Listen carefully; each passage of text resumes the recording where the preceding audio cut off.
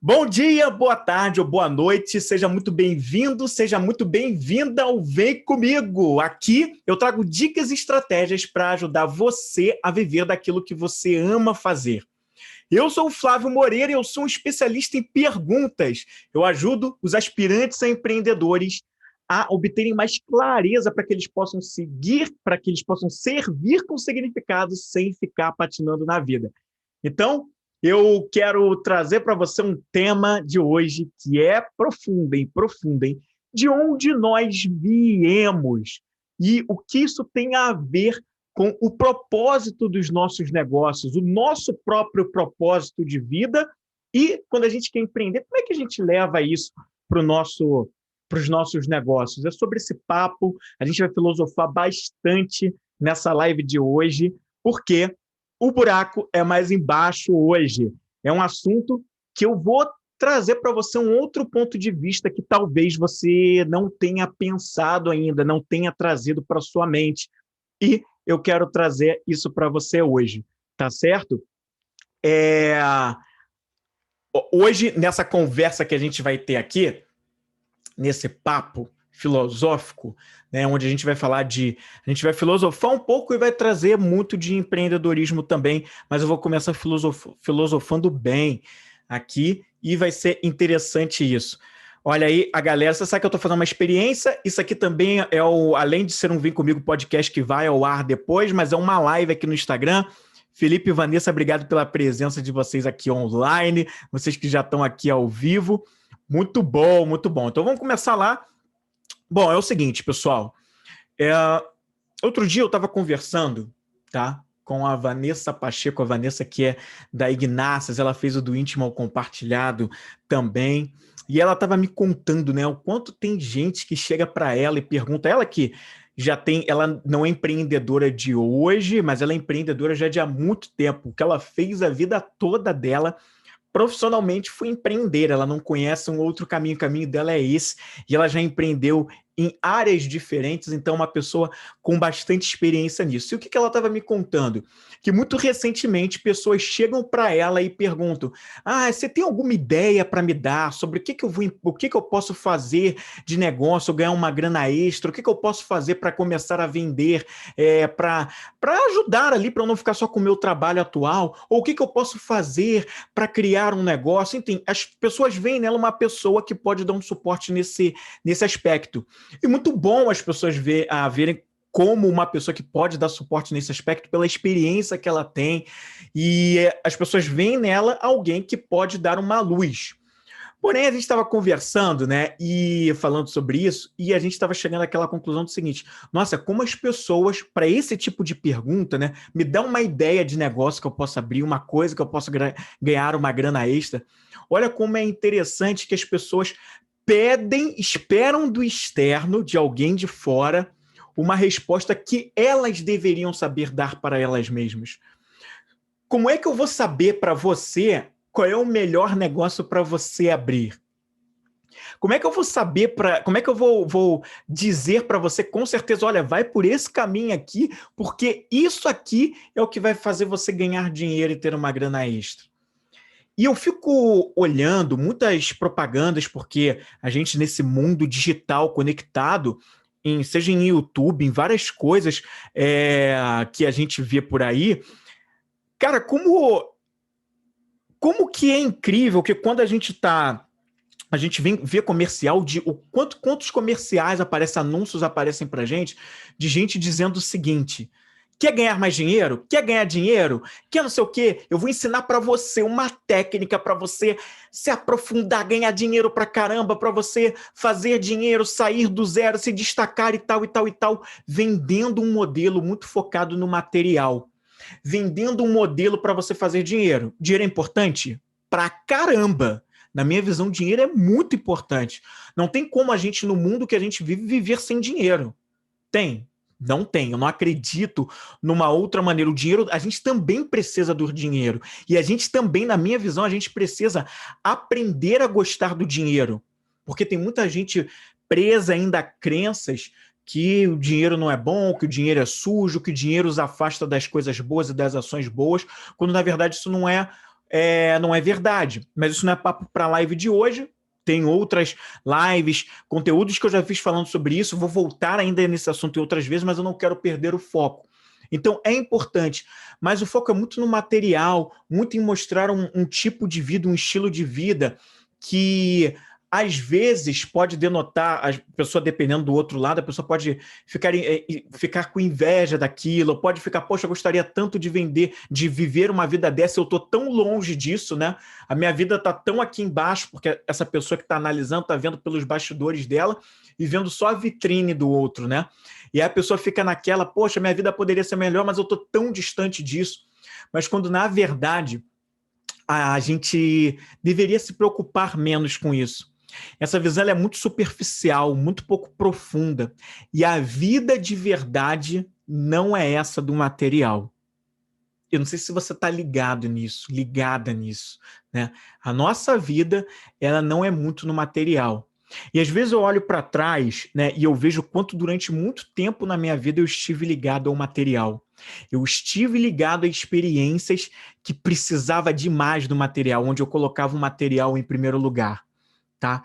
E esse material pode ser representado por pessoas, pode ser representada por bens materiais, pode ser mostrada pelo ter as coisas, ter um status social, que as pessoas olham e te vejam você progredindo, e aquilo te coloca num patamar mais acima, mas um patamar ainda, veja, ligado às coisas materiais, mas a vida de verdade, a vida verdadeira mesma não acontece aí, tá?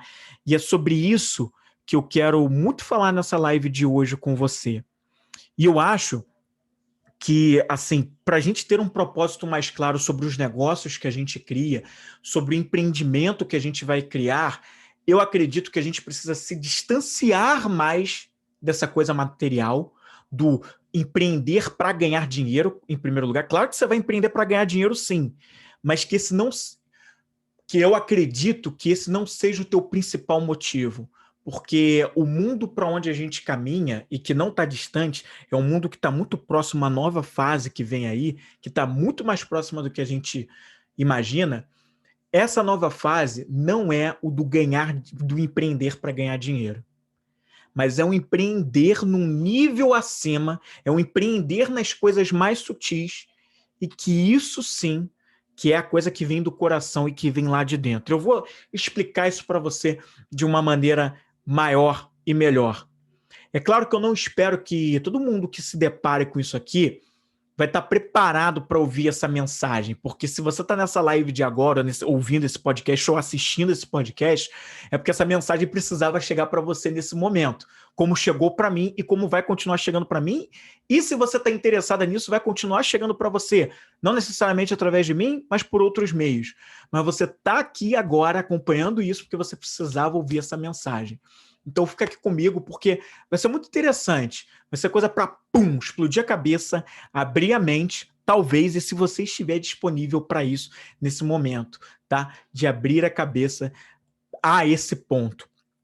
Eu acredito que muito da gente não está ligado a um propósito claro para as nossas vidas, a criar empreendimentos, negócios de forma clara, que a gente saiba exatamente o que a gente quer criar. Muito disso tem a ver com a cultura que a gente foi criado até hoje. Uma cultura que esteve e ainda está muito polarizada. E eu acho que a solução para isso, ela começa a nascer no momento em que a gente une a ciência mesmo, os dados científicos, os estudos científicos com a religião. Quando a gente une ciência com religião, a gente tem chances muito maiores de evoluir muito mais como seres humanos, entender a nossa existência, entender o motivo pelo qual nós estamos nesse mundo e como a gente pode usar do que a ciência tem de melhor e nos traz com coisas mais sutis, morais, que vêm da religião, e a gente caminhar para uma evolução muito maior, criando negócios para a nova fase do mundo que se aproxima por aí, mas não só pela nova fase, mas tem a ver com ela, que é criar coisas que vêm do coração, que são muito mais sutis, que não dá para a gente ficar explicando pela matéria. Vai se envolver o material, porque a gente vive num mundo onde tem o material, a gente precisa das experiências materiais, só que são coisas que estão muito além disso. E para você se conectar com as pessoas, para as pessoas verem o valor que você agrega através do seu negócio, elas vão precisar enxergar cada vez mais esse sutil. O marketing, tá? Principalmente o marketing, cada vez mais a gente vê o marketing usando demais isso. O marketing que pega você pela emoção, que vai lá no teu coração, que faz você sentir as coisas, né, muito além dos produtos. As empresas que sabem fazer um marketing de verdade, que trabalham tentando atrair pessoas, clientes para os seus negócios, eles vão primeiro, né, as empresas sábias, as empresas que vem de um conceito lá falado muito pelo Pedro Superti, as empresas chamadas de empresas divinas, elas vão muito mais no coração das pessoas, no que elas sentem, nas emoções, do que ficar tentando vender para você um produto e serviço diretamente. Elas querem te prender pelo teu emocional, mas que você veja que elas estão agregando valor para você, elas querem fazer você sentir, tá?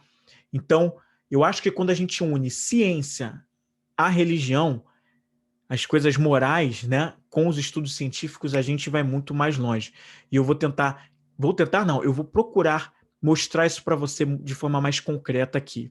Claro que nesse momento que eu falo isso, vai ter gente que vai falar assim, cara, que doideira, eu li religião com ciência, isso é impossível, isso não aconteceu até hoje. Você vê como ciência e religião, muitas vezes, historicamente, brigaram, né, entre elas, uma defendendo o seu lado, a outra defendendo o lado dela. Isso é impossível, Flávio. Você está viajando. Mas calma, tá? É justamente por isso que eu acho que a gente tem que discutir esse assunto, tá? Porque enquanto a gente esteve polarizado demais com essas coisas, a gente deixou de criar soluções para acabar com várias das doenças que a gente tem hoje no mundo. A gente deixou de criar muitas coisas que poderiam trazer uma sabedoria e um conhecimento para entender a nossa existência e aí sim ter clareza, uma clareza maior sobre os nossos propósitos, sem ter que ficar perguntando às pessoas, sem ficar perdido na vida, sem saber para onde vai, angustiado, trabalhando com coisas que a gente não acredita, só pelo dinheiro, só para sustentar a vida, só para pagar os boletos. Então a gente perdeu tempo demais, é por isso que eu acho que a gente tem que discutir demais esse assunto, tá? Você já sabe, se vocês me acompanham, o quanto eu trago demais os exemplos científicos nos estudos que eu faço nas lives, nos conteúdos, eu trago demais a parte da ciência. E eu quero cada vez mais trazer coisas mais sutis, coisas mais filosóficas, coisas que a ciência, em parte, uma determinada falta de abertura, que eu acho que a ciência já está se abrindo muito para estudar coisas que antes ela não queria e se negava a ver. Eu quero trazer cada vez mais essas coisas para os conteúdos que eu estou fazendo, para as lives, para os podcasts, e é isso que a gente vai fazer hoje, tá? Eu fiz hoje, ainda há pouco, um post que você deve ter visto aqui no Instagram. Se você está vendo, assistindo ou ouvindo esse conteúdo depois, eu vou deixar o link na descrição para você poder acessar essa imagem. Eu fiz um post e nessa imagem você vai encontrar um quadro. Se você está no Instagram agora, não te aconselho a sair da live, tenta buscar, sei lá, um computador, um outro device próximo, para você ver que imagem é essa. Mas eu vou te dizer, é um quadro pintado por Peter Paul Rubens, tá? É um pintor lá do século XVII. Ele fez uma obra, que é essa obra que eu fiz o post, é uma obra de 1620, tá? Que foi encomendada por um duque. Esse duque é o duque Wolfgang Guilherme do Palatinado Neuburgo, tá? Esse duque, ele encomendou essa obra, parece que para colocar na capela do palácio dele, veja só você, ele precisava de uma obra e ele já conhecia as obras do Peter Paul Rubens. E ele pediu essa obra, né, uma obra para enfeitar a capela dele. E parece que daí teria surgido a ideia de pintar essa obra que ficou conhecida, que é essa obra que eu postei aqui no Instagram, logo meu último post, que é a obra mais conhecida como A Queda dos Condenados, tá? ou A Queda dos Anjos Rebeldes, ela também é conhecida por esse nome, tá? Eu, para ser bem transparente e verdadeiro com você, essa obra me chamou mais... Eu já conhecia, mas essa obra me chamou mais a atenção enquanto eu assistia uma série da Netflix chamada Dark, que eu já fiz vídeo falando sobre ela, inclusive sobre os ensinamentos e reflexões que, do meu ponto de vista, sobre essa série, tá? Mas ela me chamou mais atenção, e depois da série, enquanto eu assistia, eu fiquei analisando, né, esse quadro. E durante um ano, volta e meia, eu olhava esse quadro de novo e analisava e via e tentava captar que mensagem esse quadro queria trazer, né? O que estava ali por trás? E me lembro quando estava assistindo a série, como a série é muito filosófica, né? Ela faz você refletir muitas coisas da vida. Eu ficava tentando interpretar a história da série com o que tinha naquele quadro. E só para destacar alguns detalhes daquele quadro, se você está vendo ele agora, ou se você for assistir depois, ou se você viu o post anteriormente, mas você também pode entrar na descrição se você está assistindo depois, eu quero destacar alguns detalhes desse quadro. Esse quadro, ele mostra, por exemplo, lá no alto do quadro, esse quadro, se você olha ele de longe, tá? Quem tem a experiência com isso e mostra, fala mesmo lá no museu onde ele está lá, onde ele está lá enfeitando lá um museu, enfim, quem olha para esse quadro de longe vê uma coisa que parece um tornado, né? Parece um redemoinho, enfim, um tornado, não consegue muito bem descrever o que é aquela cena. Quem estuda a arte diz, e realmente parece isso, né? Que aquele quadro ele é um quadro que passa uma ideia de movimento. Está em movimento, por isso essa ideia de tornado pelo desenho que ele faz. Só que quando você se aproxima cada vez mais daquele quadro, você enxerga o seguinte nele, né? Você vai enxergar naquele quadro uma coisa que é a... Você começa a ver que tem pessoas nuas caindo de algo que parece o céu, né? Muitas pessoas estão caindo do céu, e elas estão caindo, caindo, caindo, caindo, e lá embaixo, né, há assim algo que nos remete a um submundo. Algo muito escuro, medonho até, criaturas estranhas, animais que a gente conhece, tem bode, tem leão, tem serpentes, tem algumas figuras que parecem uns dragões, e aí elas estão comendo as pessoas, estão aterrorizando as pessoas. As pessoas que estão lá embaixo, que já caíram nessa parte de baixo do quadro, elas estão com medo. Você vê expressões de pavor, né, de medo, assustadas. Parece que elas estão morrendo. Enfim, elas não gostariam de estar ali e elas estão. As pessoas que estão na parte do meio do quadro, elas parecem estar sendo arrastadas, tá? Elas parecem estar sendo levadas para a parte de baixo do quadro, porque elas estão caindo. E quanto mais fundo o quadro vai levando você, o quadro vai ficando mais escurecido, mais escuro. Na parte intermediária do quadro, ela é um pouco mais clara que a parte de baixo, mas já é mais escura do que a parte de cima do quadro.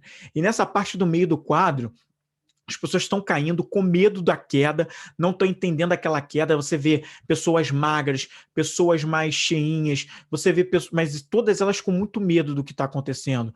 Você vê algumas figuras arrastando essas pessoas para baixo. E na parte de cima do quadro, que é a parte mais clara, que é o céu, né? Parece ser o céu, você vê uma figura de um arcanjo, né? Que é chamado ali, que é o Arcanjo Miguel, e ele parece estar lançando essas pessoas para baixo, parece estar lançando essas pessoas lá para esse submundo e tal. E você tem mais algumas figuras ali com eles, que parecem também angelicais, e elas estão nessa parte do céu, ali contribuindo para essa queda. E ali ele diz a queda dos condenados, esse é o quadro, né? E aí há mais de uma interpretação para esse quadro, tá? Como esse quadro foi encomendado por um duque católico, né? A visão, né, que queria se passar ali pela imagem do quadro era muito uma visão mais católica da coisa, né?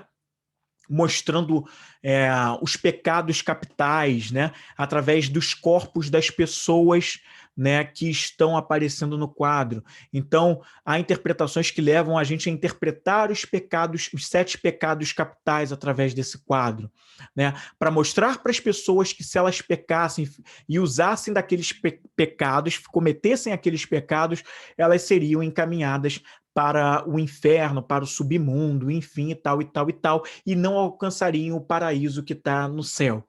Tá? Essa é uma das interpretações dadas para esse quadro. Tá? Uma outra interpretação, e essa aí eu já posso falar como algo que eu ouvi na minha infância. Uma vez eu me lembro que trabalhava uma moça lá em casa, né? E que eu estava conversando com ela, na época, né, eu era da. Eu por causa até muito dos meus pais, eu estava na igreja católica, tinha aquela coisa, né, eu fui ensinado com os conhecimentos católicos, e essa moça também era lá da igreja, ela trabalhava lá em casa, e eu me lembro que quando eu era criança, eu devia ter uns 10, 11 anos de idade, ela contou, né, não falando desse quadro, mas ela contou uma história, que também é atribuída à interpretação desse quadro, que seria o seguinte, né, Lúcifer, tá? Lúcifer, que você deve conhecer bem das histórias católicas, ele teria feito uma ação enquanto ele era um anjo de Deus ainda no céu, ele teria feito uma ação desrespeitosa a Deus e teria ele mesmo criado os seus próprios anjos, né? Só que e contrariando uma visão de perfeição de Deus, ele quis ser maior que Deus, algo desse tipo, e aí ele foi expulso junto com os anjos que ele criou do paraíso, e nessa expulsão ele foi levado para o inferno e tal, e aí dali teria começado o inferno, e essa ideia desse quadro também é levada para esse tipo de interpretação. Lúcifer sendo expulso com os seus anjos imperfeitos do paraíso para o inferno. Então veja aí conotações e interpretações do meio católico falando sobre essa expulsão, sobre toda essa coisa. Tá? Então, o que acontece? Tá? Esse quadro ele mostra algo que carece da proteção e da salvação de Cristo, que muitos de nós fomos ensinados, né? Aparece o arcanjo Miguel fazendo meio que um papel, mas um papel de condenação, e mandando essas pessoas para elas ficarem com o mal que elas mesmas arranjaram, né? Então não tem uma salvação, é muito de uma condenação, tá? Um envio, um simbolismo de envio para o inferno mesmo, tá? Essa pintura ela tinha, né, um papel a cumprir da época, né, que era um papel muito focado em colocar o medo nas pessoas para que as pessoas obedecessem às ordens de uma classe mais elevada da sociedade pelo poder, uma classe que era mais elevada da sociedade pelo poder, tá? Uma classe que dominava um pouco mais o intelecto da época, que tinha mais riquezas e que dominava, e que usava o povo como uma massa de manobra. E como é que eles faziam isso? Usando do medo, incutindo o medo nas pessoas. Então, essa era uma forma de manipular o povo, mostrando essas histórias. Tá? Não estou dizendo aqui que isso não aconteceu na realidade, né? A gente precisa respeitar todas as religiões, todas as visões. Pode ser que você acredite em uma dessas interpretações, e eu não estou aqui para dizer o que está certo e o que está errado. Eu estou só dizendo, falando sobre as interpretações pelas quais se leva um direcionamento desse quadro. Tá? Só que eu falei sobre as interpretações dadas, algumas pode ser que tenham mais, mas eu falei de 2 aqui que eu conheço. E eu queria dar uma outra interpretação para esse quadro, que era uma interpretação que até bem recentemente eu não conhecia. E que, para te falar a verdade, essa interpretação foi uma interpretação minha. Eu não sei se alguma outra pessoa já teve essa interpretação desse quadro, especificamente desse quadro, com essa conotação, mas foi algo que, a partir dos meus estudos recentes, me levou a interpretar esse quadro com essa visão. Tá? E eu quero te convidar para você entender que visão é essa. Eu quero te convidar para você entender que visão é essa que eu estou dando a partir dos estudos recentes que eu fiz. Tá bom? O que acontece? E para falar sobre isso, eu preciso te falar sobre uma visão. Eu te falei sobre a visão católica. Eu quero te trazer agora uma outra visão, que é a do espiritismo. O espiritismo ele é tido como uma religião, mas eu encaro o espiritismo muito como uma ciência, porque ele traz certos conhecimentos, tá, que pescam muito da ciência, mas que ao mesmo tempo são anteriores à ciência, porque aí tem coisas que vêm de lá e que você vê que o espiritismo conversa muito com a ciência, é interessante isso, mas que também dá um olhar que vai além da ciência, de coisas que a ciência ainda não consegue explicar. Mas olha só que interessante que a visão que o espiritismo traz. Na visão espírita, tá? A nossa Terra, né? Embora ela já tivesse habitantes aqui, eu vou precisar voltar muito na história com você. Não vou entrar muito em detalhes, mas eu vou tentar resumir a coisa para não me estender muito, né? Há cerca de 12 mil anos atrás, pela visão espírita, né? A nossa Terra ela já era habitada por uma das espécies que era provavelmente a série perdão, os seres Homo sapiens, tá? Que a nossa espécie, né, é conhecida como a espécie Homo sapiens sapiens, mas antes do Homo sapiens sapiens havia os Homo sapiens e antes deles tiveram outras que, se você for buscar aí, ou você que estudou história sabe bem que vieram, né? Mas há 12 mil anos atrás veio uma nova espécie aqui para a Terra. Começou a nascer uma nova espécie aqui na Terra que era conhecida como a raça adâmica. Você já ouviu falar nesse termo, raça adâmica? Que é a ideia, né, justamente, de que nós somos essa raça adâmica, né, que é a figura de Adão, né, como Adão é conhecido. E no quadro da queda dos condenados também dá essa interpretação, esqueci de falar, sobre como se fosse a expulsão de Adão do paraíso, né, Adão e Eva do paraíso, por eles terem cometido o pecado lá, e aí eles teriam sido expulsos do paraíso e foram, enfim, retirados de lá e vieram para a Terra. Enfim, então, a explicação dada no Espiritismo é o seguinte: a partir de 12 mil anos atrás começou a nascer aqui na Terra a raça adâmica. E da onde veio essa raça adâmica? Essa raça adâmica ela teria vindo de um outro planeta que não é desse sistema solar, mas de um planeta que faz parte de um sistema chamado Capela, que é um sistema conhecido como um sistema binário porque ele tem dois sóis. E o que que seria isso? Esse planeta, tá? Lá desse sistema chamado Capela, ele seria um planeta que, na época, era um planeta que estava na fase em que nós aqui na Terra estamos hoje. Que na visão espírita, os planetas passam por diferentes fases. Vou falar disso um pouco mais à frente, mas esse planeta lá do sistema Capela, ele estava no que era conhecido como a fase de provas e expiações, que é a fase que a gente vive hoje, que nós vivemos já há muitos anos aqui na Terra. E esse planeta, né, ele estava na fase de provas e expiações, e muitas pessoas que viviam nesse planeta lá naquela época, elas não estavam é, tendo ações que condiziam com a nova fase que aquele planeta ia entrar. E por essas pessoas não estarem em congruência com isso, por quê? Porque eram pessoas que não acreditavam no amor, eram pessoas que não agiam de forma amorosa, eram pessoas que queriam muito mais dividir do que a união, que eram pessoas que estavam muito mais sendo guiadas pelo egoísmo do que por abraçar as pessoas, abraçar causas que impulsionassem para uma evolução. Então estavam muito mais preocupadas com o próprio umbigo do que para o umbigo da humanidade daquele planeta naquela época. E eles estavam entrando numa nova fase, assim como nós estamos entrando aqui na Terra agora, e essas pessoas não combinavam com a nova fase que iam entrar. E na visão espírita, esses espíritos, essas pessoas, quando iam morrendo lá e não iam conseguir entrar para essa nova fase, eles foram degradados para outros lugares para ajudarem na evolução de um outro planeta, tá?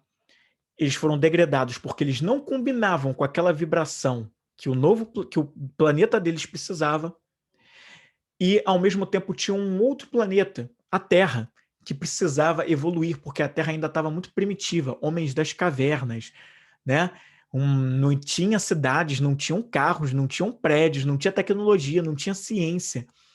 Então, eles vieram, teriam nascido aqui, reencarnados aqui. Se você conhece um pouco do espiritismo, sabe que o espiritismo acredita na reencarnação, e esses seres teriam reencarnado aqui na Terra para ajudar na evolução da Terra, porque eles eram mais evoluídos em relação à Terra. O planeta onde eles nasceram era mais avançado, eles tinham um nível de consciência maior, como nós temos aqui hoje, provavelmente, e aí eles tinham uma cabeça muito mais evoluída do que os seres que já estavam aqui.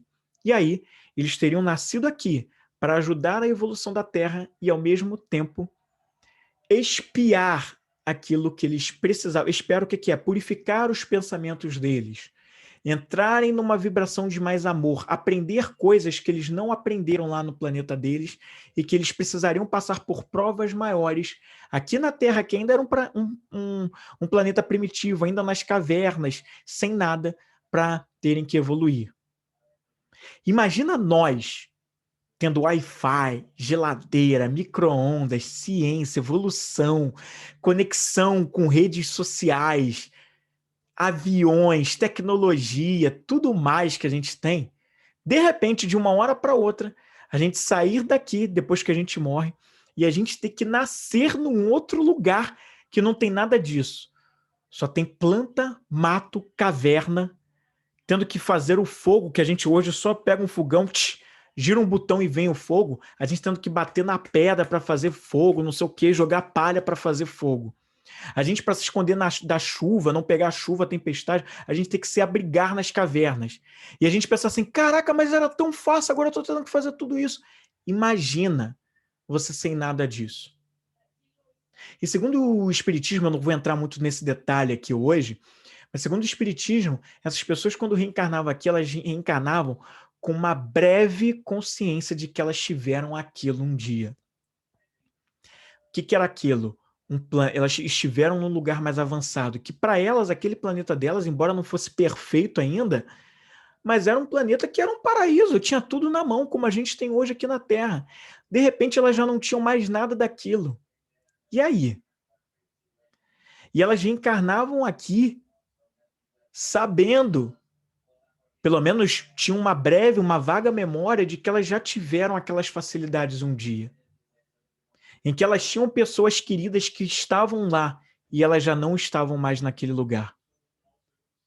E o pior, elas não tinham a menor previsão, não sabiam nem se um dia elas iam voltar ou não. Elas caíram aqui, na cabeça delas, com uma mentalidade de desesperança, de muita dor, com muita falta de compreensão sobre o que estava acontecendo. Como é que elas iam viver no meio daquele? E essa raça adâmica teve que se adaptar aqui, muito longe das condições que eles tinham no planeta de origem deles, mas ao mesmo tempo eles ganharam uma missão, a de ajudar na evolução desse planeta que era a Terra extremamente primitiva, uma terra dos homens das cavernas, uma terra que não tinha nada, que precisava muito da ajuda de realmente de uma raça mais evoluída para que ela alcançasse outros patamares. Uma terra que não tinha internet, que não tinha ciência, que não tinha a cura das doenças como a gente conhece hoje e que ainda pode evoluir muito mais. Mas você imagina como era na fase dos homens das cavernas. Olha só que coisa. Mas essa raça, ao mesmo tempo, eles tiveram uma força maior, o universo, seja lá o que você acredita, Cristo, Deus, algo maior, que garantiu a eles que se eles cumprissem a missão deles aqui nessa Terra, né, e caminhassem para a evolução e ao mesmo tempo eles se evoluíssem como seres para um outro patamar, eles ganhariam o direito de voltarem novamente para o paraíso deles, para o planeta deles, o planeta de origem deles, que para eles era um paraíso. Eles ganhariam esse direito. Então, eles poderiam cumprir essa missão aqui, tá? Essa galera, esses adâmicos, seres adâmicos que nasceram aqui na Terra primitiva, eles são conhecidos no universo espiritista como os exilados de capela. Se você é espírita, sabe do que eu estou falando, né? Se você é um espírita aqui, porque pelo que eu entendi, no espiritismo nem todas as pessoas gostam muito de falar desse assunto, são adeptos dessa ideia, mas se você é adepto dessa ideia, você sabe do que eu estou falando, tá? E eles ganhariam esse direito de voltar, desde que cumprissem a missão de ajudar no que cabia da parte deles para a evolução desse planeta e, ao mesmo tempo, corrigindo os pensamentos deles. Pensando de uma forma mais amorosa, mais na união, eles seriam elevados de volta ao planeta deles. Só não havia uma previsão para isso acontecer, mas que eles fizessem a parte deles e aí era garantido que eles voltariam. E o que eu aprendi? Qual foi a conexão que eu fiz com isso? Será que esse quadro da Queda dos Condenados, de Peter Paul Rubens, lá de 1620, o século 17, não pode ser interpretado também com essa visão? Será que esse quadro também não pode ser interpretado como os exilados de Capela? Como aqueles espíritos que saíram lá do planeta deles, lá de Capela, que era um planeta mais evoluído, ainda em provas e expiações, né? E foram colocados aqui na Terra, que ainda era um planeta primitivo. E aí essa Terra é o que para os católicos chamavam de inferno e tinham a interpretação de que o inferno é um outro lugar que você vai para depois que você morre, se você cometeu muitos pecados e não se arrependeu dos seus pecados, e aí você foi para esse inferno. Será que esse inferno já não é aqui, gente?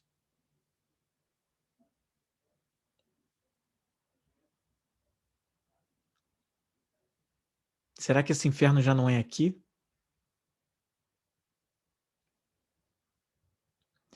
E aí,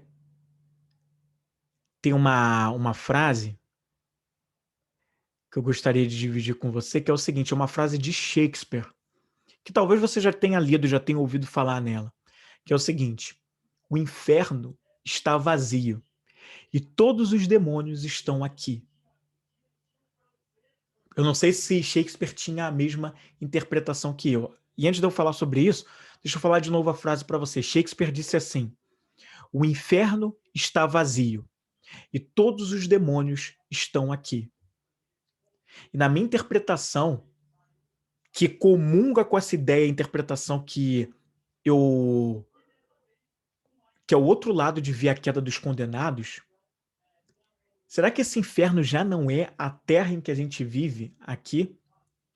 Na verdade, a terra como ela foi um dia, e que na verdade ela ainda de certa forma continua, porque o Espiritismo vai dizer para a gente o seguinte, ele diz que todos os planetas, né, os planetas habitáveis, eles passam por fases.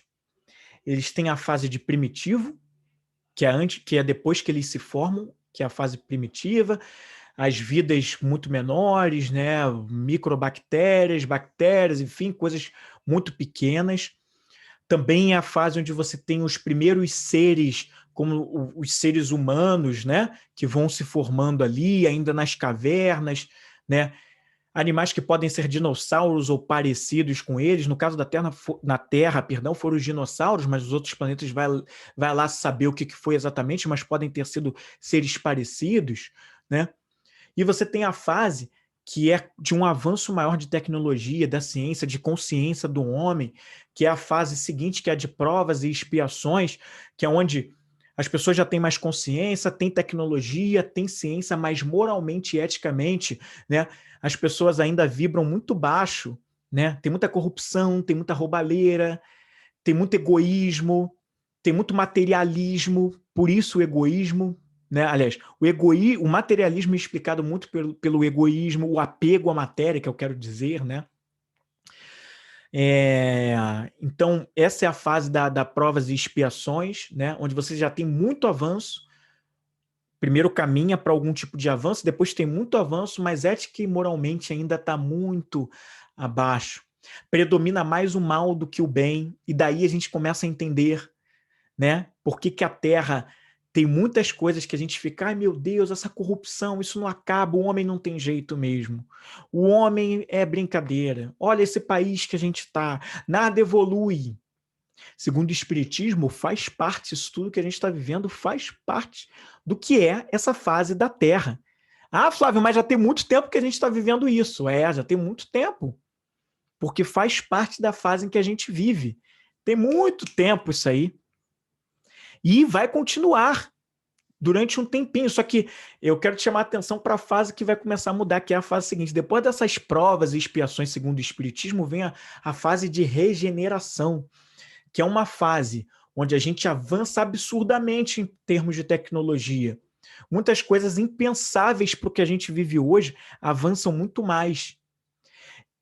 E, moralmente e eticamente, a gente evolui mais um pouco, a gente já fica bem melhor, mas não tão bem assim a ponto de não ter mal nenhum, de não ter corrupção, de não ter roubalheira, de não ter violência. Não é esse ponto. Só que o bem já é maior do que o mal, ao contrário do que a gente vive em provas e expiações, onde a gente vê ainda uma predominância maior do mal, ou o mal em maior destaque do que o bem. Em maior destaque, tá? Em maior destaque, isso é um papo também ainda mais profundo, que eu acredito que o mal ele não é maior do que o bem, não existe mais mal do que o bem na minha visão. Eu acho que tem muito mais bem do que mal, só que a gente se conecta mais e é muito mais mostrado para a gente o que é mal do que é bem. As boas ações são mostradas muito rapidinho. E a gente vê isso aí quando a gente sintoniza televisão, rádio, muitas notícias ruins, né? Se você pega um noticiário, gente, um jornal nacional que dura 1 hora, sei lá, vou chutar, eu não assisto o Jornal Nacional, mas da época que eu acompanhava, né, tinha lá, sei lá, 1 hora de duração. De 1 hora de duração, a gente pode dizer que aí 85%, 90% do programa era só notícia de violência, notícia de morte, notícia de corrupção. E aí os outros 10, 5% do programa era agora esporte. Aí vinha a parte boa. Aí vinha falar. Mas isso era 5% do programa, 2% do programa, enquanto o resto foi falar de muito mal. E por quê? A gente se conecta muito mais com a notícia ruim, né? A gente não quer sofrer aquilo, então a gente se conecta pelo medo. Então, a gente vê isso na prática com os noticiários, tá? Então, assim, a gente, na fase de regeneração, é o contrário. A gente pensa muito mais no bem, a gente vê muito mais o bem, a gente se conecta muito mais o bem, a gente age, tem atitudes muito mais do bem, mas ainda vão haver as atitudes ruins, as atitudes más, a violência, as pessoas que ainda estão presas no egoísmo ainda vai ter. Só que vigora muito mais o bem.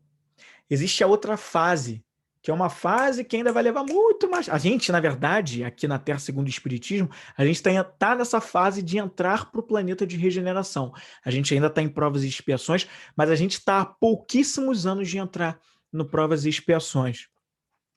Segundo o Espiritismo, em 2057, a gente definitivamente entra no planeta na fase de regeneração. Só que esse momento que a gente vive agora já é a preparação, é o que é conhecido como transição planetária, para que a gente viva essa fase do regeneração, tá? E aí tem muita coisa acontecendo, a gente está vendo uma série de coisas acontecendo que fazem parte dessa preparação para a gente entrar nessa nova fase. Tá legal? E depois dessa fase de regeneração, que a gente, quando entrar nela, a gente vai levar muitos anos ainda nela. Parece que tem alguns estudos no Espiritismo que dizem que essa fase vai durar para a gente em torno de 7.000 anos. Depois disso tem a fase de planeta feliz, que é onde a gente fica muito mais sutil, muito menos preso à matéria, e a gente vai para um nível que é muito mais sutil, profundo, e realmente feliz. A gente já não conhece o mal, já não tem mais o mal, já não tem mais nada do que é aquela matéria como a gente conhece, a coisa já... Existem várias espécies de matéria, não vou entrar nesse detalhe aqui, mas a gente está num planeta feliz, a gente não sabe mais o que é o mal. É praticamente uma fase de planeta perfeito, tá? E depois dessa fase você tem a tal fase, que é a fase divina, que aí são planetas extremamente elevados, que aí são deuses, é algo assim muito divino, é acima da parte da fase feliz, tá? E aí eu pensei o seguinte, cara, esse quadro da queda dos condenados, a queda dos anjos rebeldes, ele pode ser muito bem interpretado por essa visão. A galera que foi exilada de Capela, que era um paraíso para eles, olha que um planeta de provas e expiações era para eles um paraíso. Mas é aquilo, né? Qual é o ponto de vista que eles tinham? Da facilidade de um planeta de provas e expiações. E eles vieram para um planeta primitivo, né? E quem era esse inferno, esse planeta primitivo para eles? Era a Terra, que eles passaram a habitar. E aí eu vi o quanto esse quadro pode ser interpretado por esse viés, né? E é claro, eu não estou dizendo aqui para você interpretar com essa visão, eu estou só te trazendo mais uma visão para esse quadro, tá? Mais uma visão. Então, o propósito desses adâmicos que vieram para a Terra era de ajudar na evolução desse planeta para que ele passasse para um outro nível, chegasse a um outro patamar e, ao mesmo tempo, eles melhorariam. E também não vou entrar em detalhes nesse programa, nesse podcast, nessa live aqui de hoje. Mas, dentre outras coisas, aliás, dentre outras civilizações, entre os adâmicos vieram os egípcios na visão espírita. Os egípcios, tá, foram uma das civilizações que vieram exatamente desses exilados de Capela. E se a gente for pensar pelo que a ciência já descobriu, das maravilhas, e não só o que a ciência descobriu, que a gente vê, né, gente? É só você ir para o Egito, não é só aí, né? Tem uma série de coisas para você sair daqui e ir ao Egito, não é assim. Mas eu quero dizer no sentido de, cara, quando você vai ao Egito, né?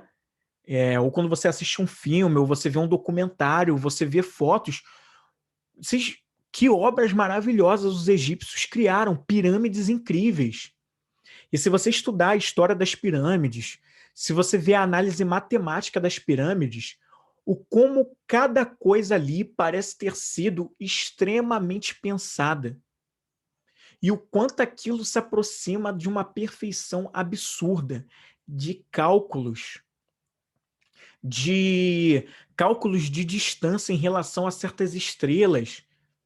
Aquelas 3 pirâmides enfileiradas próximas ao rio Nilo, né, que apontam para as estrelas que compõem o cinturão de Órion no universo. Cara, que coisa incrível!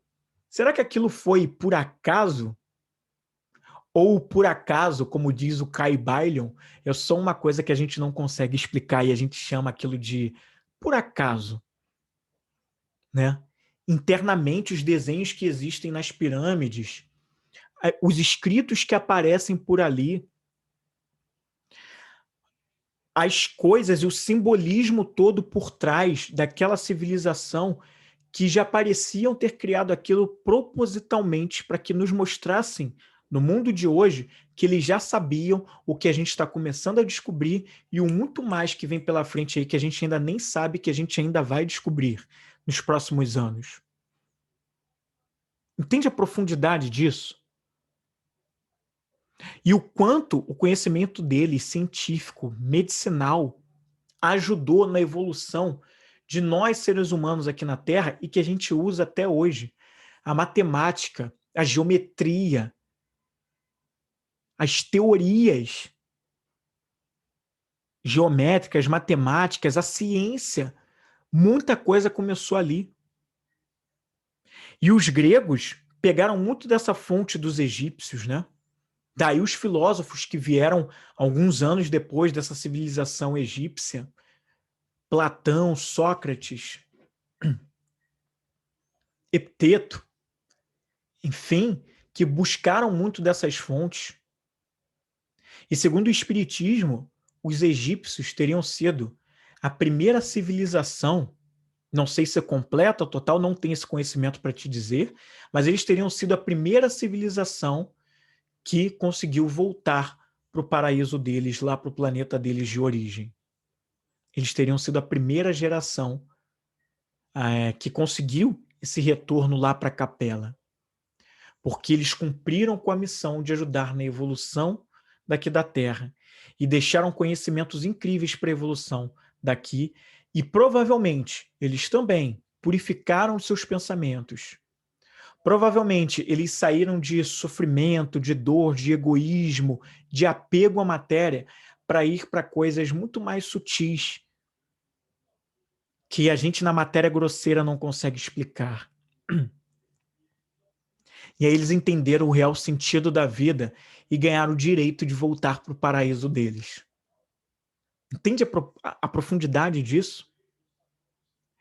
Então o propósito, a missão que eles tinham aqui, deles, eu poderia dizer que, na minha insignificância, é claro, né?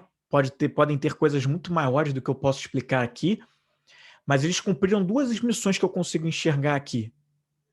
A primeira é de ajudar na evolução de uma maneira fraternal de toda uma civilização que não era da casa deles, que não era o que eles estavam acostumados. Ajudar a dar um passo gigantesco para um planeta que nem era o deles de origem, a uma humanidade que nem era conhecida por eles, né, dessa forma toda. Olha que coisa fraternal, né? E eles ajudaram não só para aquela comunidade da época, mas quanto do conhecimento deles a gente não usa até hoje. Foi uma obra que ficou eterna aqui. E que assim provavelmente continuará sofrendo, claro, como já sofreu, inúmeras evoluções. Mas aqui, tudo não precisa de um início? Não começou lá? E aí, a segunda missão que eu vejo é que provavelmente, e eu acredito, que eles purificaram aqui e aqui, para que eles pensassem com o que realmente vale a pena na vida. O amor, a fraternidade, a liberdade de ser quem é, respeitando os outros, em união, agregando valor para outras pessoas. Um estágio muito mais sutil do que a gente pode observar quando a gente está muito focado na matéria, no que é material. Eles criaram coisas incríveis aqui nesse planeta.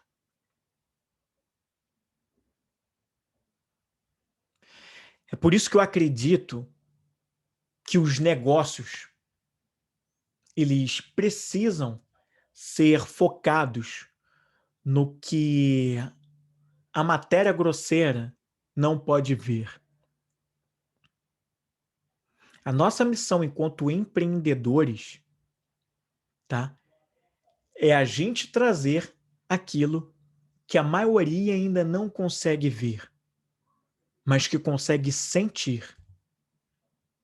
A gente pode trazer um olhar muito mais emocional, sensitivo das coisas para o bem, para ajudar a despertar outras pessoas para aquilo que elas ainda estão dormindo. Por meio dos nossos serviços, dos nossos produtos, ajudando a solucionar coisas que essas pessoas não têm forças, qualidades, habilidades, aptidões para exercer, e por isso elas precisam da nossa ajuda. Por isso elas precisam de empresas, de negócios, de empreendedores, pessoas dispostas a criar soluções para coisas que elas ainda não conseguem enxergar. Porque elas não têm aquelas forças, elas não têm aquelas aptidões, elas não têm aquelas habilidades. Então, para elas é mais difícil. E assim, a gente consegue, mesmo ganhando dinheiro para isso, né? Recebendo em troca a parte monetária, mas a gente tem aí um ato fraternal de usar aquilo que a gente tem de melhor, aquilo que a gente tem de força, de habilidade, de valores também, para agregar valor na vida dessas pessoas com soluções. a fraternidade e o amor, elas têm um impacto muito grande. E a próxima fase que a gente vai viver na Terra vai precisar de negócios que pensem dessa forma. É por isso que a gente tem que empreender, primeiramente, com amor. Com amor e com fraternidade. Com foco no progresso e no avanço social. Ah, Flávio, mas o negócio que eu quero criar, ou o negócio onde eu empreendo, ele ainda não é um negócio, ele não é um negócio social. O negócio que eu estou criando aqui, Flávio, ele não é um negócio social, ele não é um negócio fraterno, ele não é um negócio onde eu faço doações, ele não é um negócio onde eu estou ali educando pessoas de uma maneira gratuita, tá? Mas quais são os valores que o seu negócio tem que você pode, a partir do que você vende, né, como produto ou como serviço, o teu produto ou o teu serviço ele pode ser uma maneira de financiar a causa que você veio defender nesse mundo. E aí, quando a gente olha para essas coisas, isso é uma pergunta que eu não posso responder para você. Isso é uma pergunta que só você consegue responder. Mas eu vou trazer alguns exemplos para te mostrar, tá? Aliás, as minhas duas irmãs têm esse pensamento, a Fernanda e a Fabiana. Elas têm forte demais nelas a causa da, da raça preta, né? De defender as pessoas da cor de pele preta, né? Defender essas pessoas, né? E elas são pessoas também da cor de pele preta, assim como eu, e elas defendem, elas ficam revoltadas com tudo que é contra, que denigre os preconceitos velados, as coisas que, sabe, que como coisas como os episódios do ano ao longo dos anos, como principalmente eu me vejo a cabeça agora do Floyd lá nos Estados Unidos, que foi morto por um policial, onde a gente não consegue explicar, né, por que aquele policial matou aquela pessoa daquele jeito. Antes de qualquer cor de pele, ali existe uma pessoa, existe um ser humano, como aquele policial, né? E aí, estatisticamente é mostrado quanto os negros são muito mais mortos, né, em atos de violência. Será que isso é por acaso? E aí minhas irmãs têm muito de defender essa causa, do quanto preconceito há no mundo contra as pessoas de origem preta, quanto as empresas, né, acabam, muitas vezes de maneira inconsciente. Mas se você me acompanha, sabe o quanto eu falo do quanto o inconsciente tem um papel poderoso nas nossas ações do dia a dia e nas nossas tomadas de decisão. E será que os pretos são deixados de lado, muitas vezes em muitas empresas, porque ainda não classificam eles como uma raça inferior, como uma raça que não consegue ter um intelectual tão bom quanto o da pessoa branca? E aí as minhas irmãs vêm para defender essa causa. Uma delas trabalha numa organização que tem por fim defender essa causa da igualdade racial, da igualdade da raça preta perante todas as outras, principalmente perante a raça branca, que é a que exerce historicamente maior poder nas decisões do mundo, nas empresas, na nossa sociedade, e o quanto elas defendem essa causa. Será que a tua empresa, mesmo que ela não trabalhe com isso direta, mostrando pelo menos de uma forma direta, mas se isso é uma causa que você acredita, será que você não poderia defender essa causa através dos produtos e serviços que você vende? Os teus produtos e serviços não podem ser uma forma de financiar projetos que defendam essa causa? Um projeto que você pode criar ou projetos que você conheça e que você gostaria de dar suporte?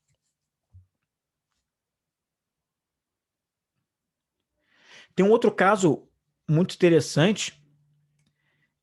Eu gosto muito de uma empresa de roupas chamada Reserva. Eu gosto muito da marca da Reserva. Eu já gosto há muitos anos. Eu já compro na Reserva há muitos anos, né? E no início eu não sabia disso não, tá? Eu fui descobrindo ao longo dos anos e eu descobri o quanto eles defendem uma causa forte, que tem gente que nem sabe, mas eles até têm cada vez mais mostrado isso muito mais, esse lado deles, né? Eles defendem a causa de contribuir com a parte deles para acabar com a fome aqui no Brasil. E eles têm um projeto onde cada roupa comprada na Reserva, né, um percentual daquela roupa que você comprou é destinada para o projeto deles para formar cestas básicas que vão contribuir para acabar, para ajudar a amenizar essa questão da fome aqui no país. Se você ficou curioso, depois dá uma olhadinha lá na Reserva, mas eles nas redes sociais deles, eles têm falado cada vez mais sobre isso, tá? Então, assim, as roupas que eles vendem, os produtos que eles vendem, são só uma forma de financiar essa causa das roupas. Olha só que case interessante. Será que o seu negócio não pode defender igualmente essa causa, assim como a Reserva defende? Se essa causa é uma causa que toca o seu coração,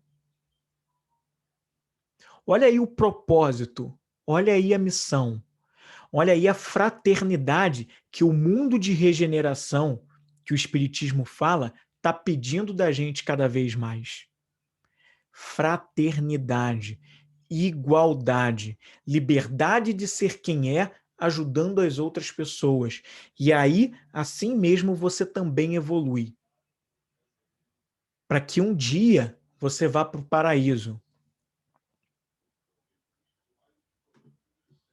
Paraíso pode ser essa própria Terra já na fase de regeneração, que é a próxima que vem aí. Pode ser num planeta feliz. Sabe-se lá onde vai ser? Tá?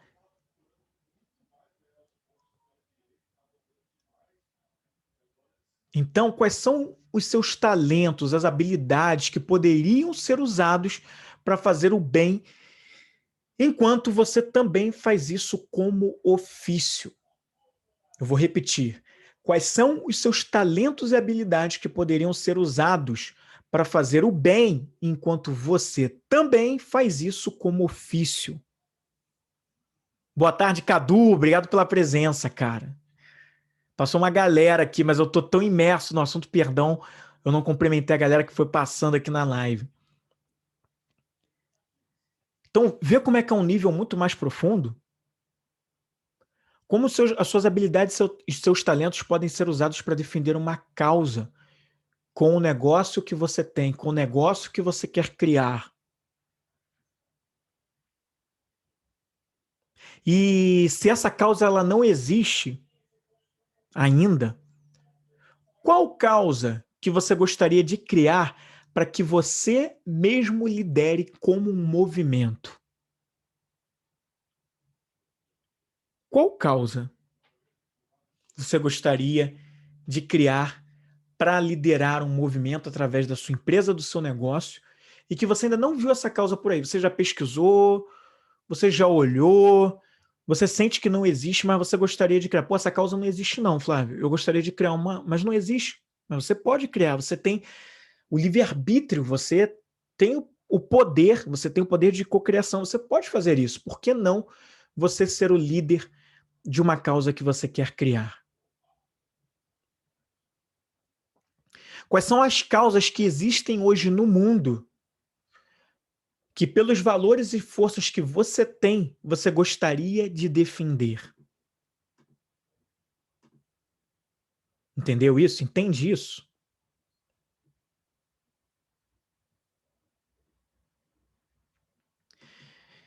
E para quem está achando esse papo muito louco dessa live, desse podcast, eu, antes de encerrar, gostaria de falar com você sobre algo muito interessante que, assim, tá aí para quem quiser ver, pesquisa no Google, tudo. Eu acho que nem precisa pesquisar no Google, porque a gente já sabe que essas coisas tem acontecido, porque a gente vê mesmo na prática, porque acho que já está virando um pouco mais comum, bem mais comum do que já foi um dia, né? Num passado nem tão distante assim, havia muita descrença sobre as doenças psicossomáticas, que eram tidas até pelos médicos, por muitos médicos, como frescura, como fragilidade, que era só a pessoa ter força de vontade, que ela poderia superar certas coisas. E aí, o desconhecimento sobre a influência das emoções no corpo físico, elas reinavam aqui, né? Tá? E nos últimos anos, a ciência tem mostrado que estresse, que depressão, que ansiedade, medo, ódio, raiva, elas contribuem tanto para o desenvolvimento quanto para a manifestação ou agravamento de muitas das doenças que a gente tem por aí. Sim ou sim? Né? Quanta gente tem descoberto que essas coisas têm influência? Toda emoção tem um componente químico específico. E as pesquisas científicas, elas comprovam isso, tá? O medo, por exemplo, ele gera mais adrenalina. Isso mexe com a frequência cardíaca e respiratória das pessoas. A tristeza, ela ataca diretamente a imunidade, diminui, baixa a imunidade. A raiva, que gera substâncias que causam mais alergias, inflamações. E esses exemplos que eu acabei de dar são casos clássicos da abertura que a ciência deu para algo que não era levado muito a sério no passado. E eu não estou falando de um passado tão distante, não, hein? Se a gente voltar lá para meados, início da década de 90, a gente ainda via muito dessa descrença. Mas a ciência, de lá para cá, ela se abriu e vem se abrindo cada vez mais para, opa, tem algo aqui que de repente a gente pode aprender e que a gente não consegue explicar só pela ciência. A gente precisa de algo mais, sei lá, vindo da filosofia, vindo das religiões, vindo da espiritualidade. A gente precisa, de repente, entender um pouco mais o que essas coisas estão dizendo. E para o caso das emoções, eles se abriram um pouco mais para algo que eles não conheciam, para algo que era um mito, tá, para a época, e eles, por eles terem se aberto mais para isso, eles desvendaram e continuam desvendando o quanto as emoções têm um papel determinante para as doenças que se manifestam, para os problemas que a gente tem, tá? Vem entendendo cada vez mais o quanto, inclusive, né, as nossas preocupações e o nosso pensamento influenciam para os resultados que a gente tem na vida. O quanto que eu falei em lives anteriores, que se tornaram podcast, você pode ouvir e assistir depois, o quanto que eu falei da nossa programação mental que influencia no nosso pensamento. Elas têm uma influência direta nas nossas atitudes e se desdobram em comportamentos que têm total a ver com o que a gente pensou. Aquele pensamento não vai dar certo, vai dar tudo errado, e aí o resultado que a gente tem é justamente dando tudo errado, não dando nada certo. Estão conseguindo cada vez mais comprovar isso. O quê? Abertura da ciência para algo maior que ela não conseguia explicar só pela ciência. Aquilo que ela não poderia ver. E aí vem uma coisa chamada fé. E aí a fé, embora eu falei muito de religião aqui e tal, mas falei muito da espiritualidade, mas a fé, ela é algo que a gente acredita sem poder ver.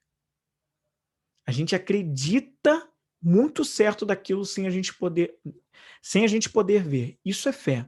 E independe de religião, tal, é só o acreditar, tá? Foi o quê?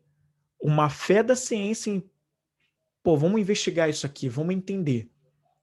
Mas se ela não ter algum nível de fé, ela nem vai lá ver, ela nem vai lá olhar. E aí ela vai continuar na mesma, sem explicação para muita coisa, só no mundo das teorias e suposições.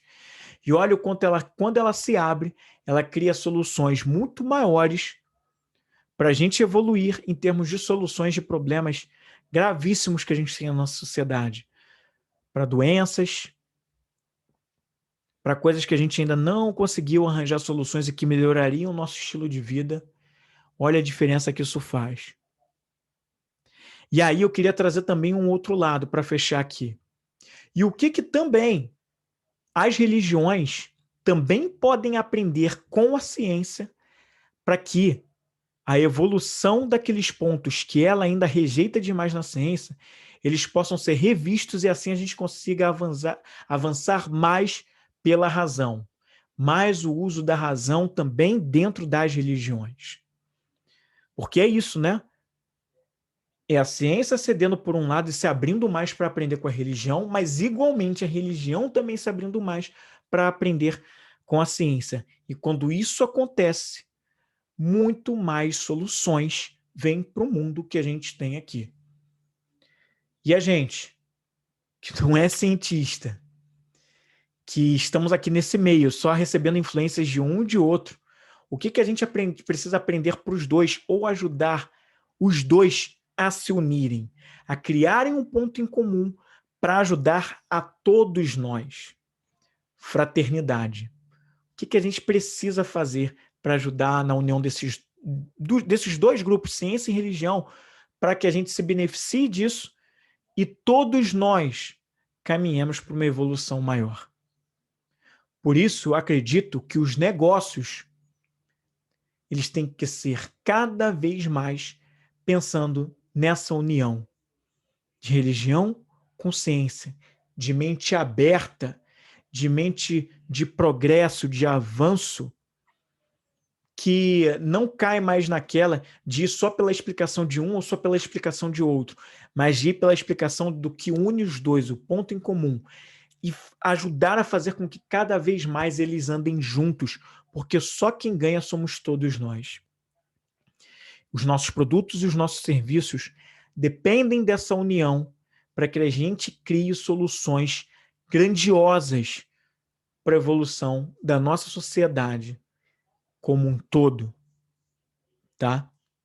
E se você quer ser uma pessoa que cria um empreendimento com muito mais negócio, com propósito, com significado, porque depois dessa live, talvez você tenha despertado um pouco mais para o real sentido de você estar nesse planeta, eu tenho meu programa, que é o do íntimo ao compartilhado, onde eu ajudo os aspirantes a empreendedores a fazerem esse movimento, a empreender não só por necessidade, mas de propósito e com propósito, fazendo aquilo que faz sentido para eles, porque eles defendem, eles acreditam numa causa, e eles ficam menos suscetíveis a desistir do que eles estão tentando empreender no meio do caminho, porque eles acreditam, porque eles usam as suas reais habilidades, forças e talentos, seus valores, né? E o que eles têm de melhor no comportamento deles, estando no lugar certo, na hora certa para fazer acontecer.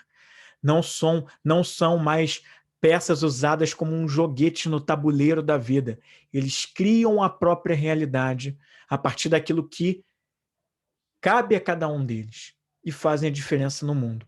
Se você quer ser essa pessoa, tem tido dificuldade até aqui, quer uma clareza maior e quer já começar a usar isso a partir de hoje para criar o seu negócio com significado e com propósito, me chama no direct aqui no Instagram ou me chama no WhatsApp. Você vai conversar diretamente comigo e eu vou te ajudar a fazer essa caminhada para o teu negócio com significado. Tá certo? Então era isso que eu queria falar com você nesse Vem Comigo podcast e que eu queria falar com você nessa live aqui de hoje, nesse Vem Comigo. A gente volta, então, na próxima semana com muito mais. Eu te aguardo aqui. Tamo junto e vem comigo.